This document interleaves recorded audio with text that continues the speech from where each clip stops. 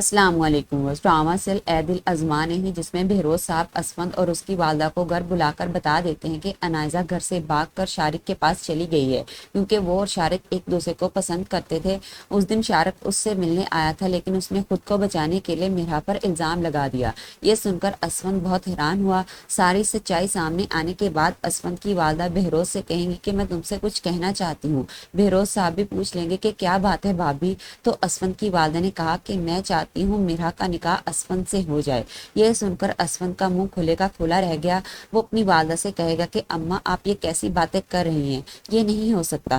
یہ کہہ کر اسفند جانے لگا تو بہروز صاحب اسفند کا رستہ روک لیتے ہیں اور اس کے آگے ہاتھ جوڑ کر اسے کہیں گے کہ میری عزت رکھ لو اور مہرا سے نکاح کر لو۔